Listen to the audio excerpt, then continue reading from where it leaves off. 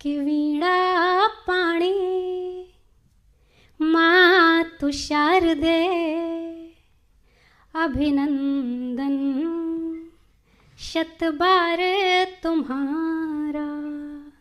वीणा पाणी मातो शारदे, वीणा पाणी मातो शारदे अभिनंदन शत बार तुम्हारा। गीत कभी जो हमने गाए, गीत कभी जो हमने गाए, तुमको ही हर बार पुकारा।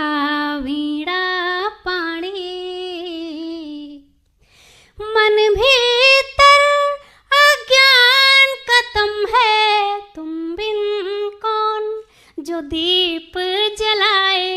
विद्या कला संगीत की देवी सब तुमसे उम्मीद लगाए। छम छम छम छम छम छम करती आ जाओ माँ, छम छम करती आ जाओ माँ। चमका दो सौभाग्य सितारा। वीणा पाणी मातो शारदे अभिनंदन शत बार तुम्हारा। मूढ़ मति हम मान न जाने, माँ तेरा सम्मान न जाने। तेरा वंदन तेरा अर्चन अभिनंदन गुणगान न जाने। अटपट वाणी अटपट वाणी अटपट वाणी गीत कहाए। अटपट वाणी मंत्र कहाए, पाते रे वरदान की धारा। गीत कभी जो हमने गाए, गीत कभी जो हमने गाए, तुमको ही हर बार पुकारा। हमेशा तो माइक के पीछे होते हैं, स्क्रीन के पीछे होते हैं, और आज प्रत्यक्ष रूप से आप सभी के सामने हूँ। तो मैं, चूंकि यहाँ सभी मात्र शक्ति हैं, स्त्री शक्तियाँ भी विराजित हैं, और मैं उन सभी को नमन करते हुए अपने चंद भाव अर्पित करना चाहती हूँ। खुश रहो कि खुश रहो, रब ने तुम्हें पैदा खुद मुख्तार किया है। खुश रहो कि रब ने तुम्हें पैदा खुद मुख्तार किया है, फिर क्यों किसी और को तुमने अपनी मुस्कानों का हकदार किया है। खुश रहो कि रब ने तुम्हें पैदा खुद मुख्तार किया है, फिर क्यों तुमने किसी और को अपनी मुस्कानों का हकदार किया है। खुश रहो, जान लो कि तुम क्या हो। खुश रहो, जान लो कि तुम क्या हो। चांद, सूरज, हरियाली और हवा हो। खुश रहो, जान लो कि तुम क्या हो। चांद, सूरज, हरियाली और हवा हो। खुशियां देती हो हरदम, खुशियां पा भी लो। खुशियां देती हो हरदम, खुशियां पा भी लो। कभी बेबात गुनगुना भी लो। अपनी मुस्कुराहटों के फूलों को अपने संघर्ष की मिट्टी में खिलने दो। अपने मुस्कुराहटों के फूलों को अपने संघर्ष की मिट्टी में खिलने दो। अपने पंखों की ताकत को नए आसमान से मिलने दो। अपने पंखों की ताकत को नए आसमान से मिलने दो। और हाँ मेरी जान, आप सभी के लिए, और हाँ मेरी जान, मत ढूंढो कांधे। और हाँ मेरी जान, मत ढूंढो कांधे। कांधे अक्सर सरक जाया करते हैं। तो मैं आप सभी का पुनः प्रार्थना करते हुए कि आपने मेरी तालियों के साथ हौसला अफजाई की है। देखिए, सावन का महीना है, और जो हमारे साहित्यकार हैं, हमारे जो शायर हैं, वो इस मौसम में बहुत कुछ लिखते हैं, गुनगुनाते हैं, और हम सभी के पास तक समर्पित भी करते हैं। तो वैसे ही मेरा कवि मन कुछ कहना चाह रहा था। हालांकि ये मेरा अंदाज नहीं है, लेकिन मेरा एक प्रयास है। आप सभी के सामने नजर करती हूँ, मेरा हौसला बढ़ाइएगा। सावन के झूलों पे क्षमा चाहती हूँ। सावन के झूलों पे बदरा मंडराए, सावन के झूलों पे बदरा मंडराए, आओ पिया झुलना दो हमको झुलाए, आओ पिया झुलना दो हमको झुलाए। नदिया तालाब करे मिलके ठिठोली, नदिया तालाब करे मिलके ठिठोली, धरती के आंचल पे सजी है रंगोली, धरती के आंचल पे सजी है रंगोली। तो हरियाली देख देख, तो हरियाली देख देख जिया ललचाए, आओ पिया झुलना दो हमको झुलाए, आओ पिया झुलना दो मुझको झुलाए।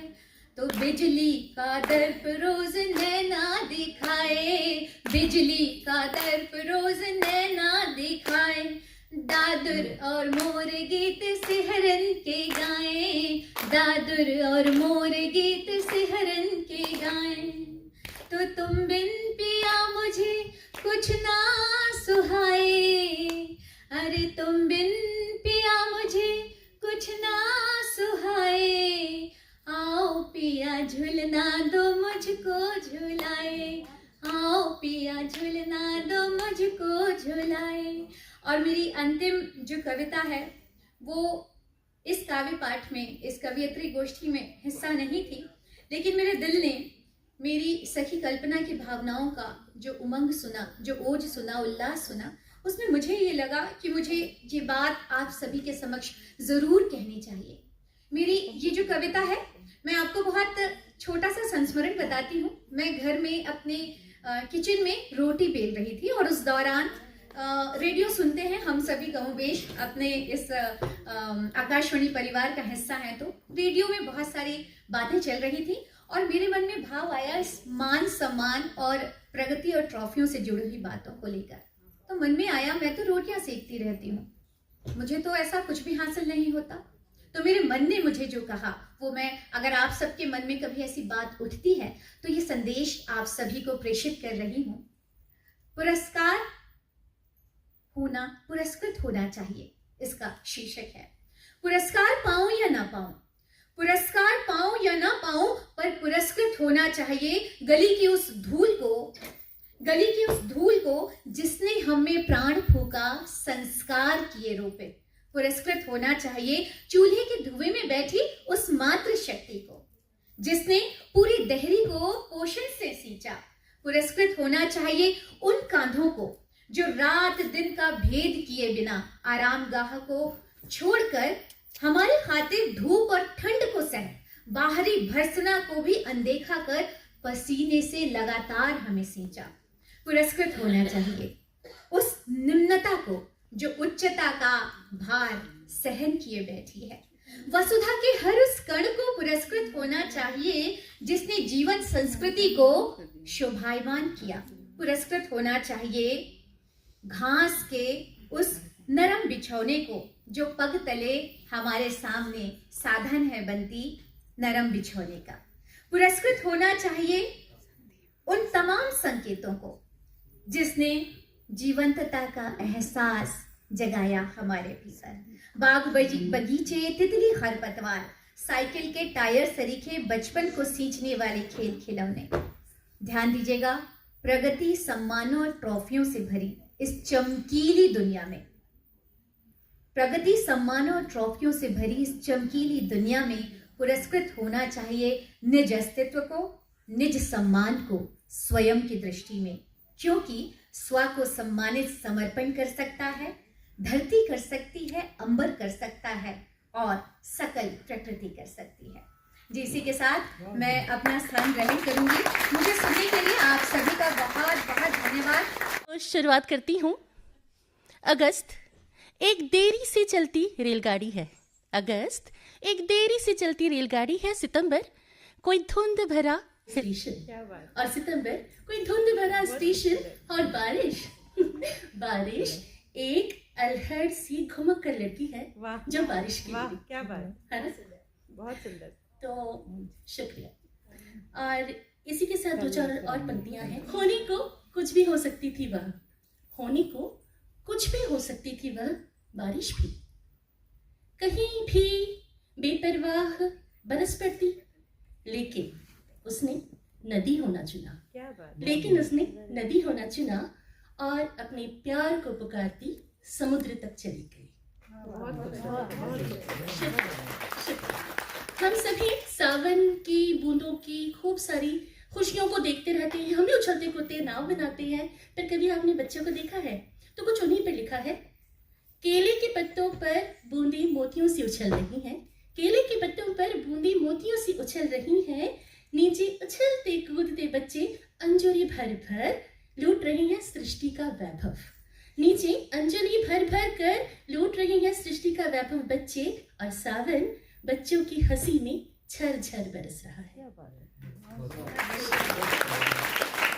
अब देखिए, सावन की बेला है, यानी कि राखी भी है, और तीज तो कल है ही, और मतलब सावन मतलब हर माँ बेटी जो भी एक स्त्री है वो ये आशा करती है कि उसको मायके से बुलावा आएगा, उसको उसकी पीहर से बुलावा आएगा, नैहर से बुलावा आएगा। हम सभी राखी में अपने भाई के पास उसकी कलाई में राखी बांधने के लिए तरसती रहती हैं, इंतजार करती रहती हैं।